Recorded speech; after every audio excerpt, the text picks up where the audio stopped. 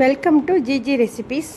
இப்போ நம்ம இன்றைக்கி என்ன பார்க்க போகிறோம்னா, மினி தோசையில் பொடி தோசை பார்க்க போகிறோம். இது ஈஸியாக செஞ்சிடலாம். குழந்தைகள் விரும்பி சாப்பிடுவாங்க.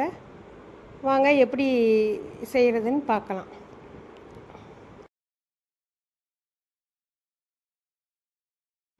வீட்டில் மினி தோசை சட்டி இருக்கிறதுனால அதில் 4 தோசை ஊற்றலாம்.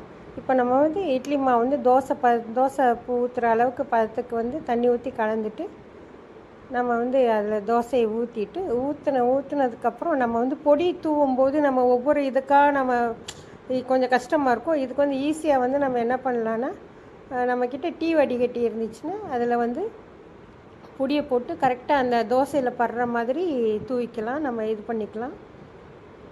இன்னும் ஈஸியாக நம்மளுக்கு வேறு எங்கேயும் வெளியெல்லாம் படாமல் நம்மளுக்கு தோசையில் அப்ளை ஆகிற மாதிரி இருக்கும்.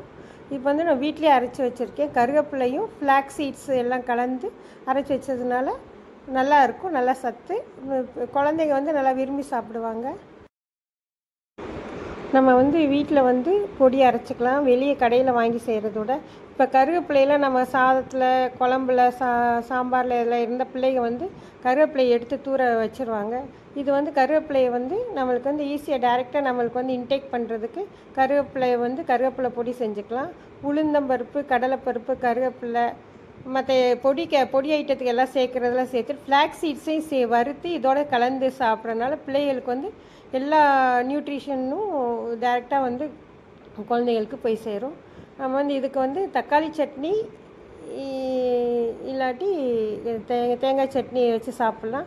நான் இன்றைக்கி தக்காளி சட்னி தான் செஞ்சுருக்கேன். இதில் டேரெக்டாக பொடி இருக்கிறதுனால நான் தக்காளி சட்னி வச்சு சாப்பிடும்போது இன்னும் நல்லா டேஸ்ட்டாக இருக்கும். இந்த வீடியோ பிடிச்சிருந்தா ஷேர் பண்ணுங்கள், லைக் பண்ணுங்கள், சப்ஸ்கிரைப் பண்ணுங்கள்.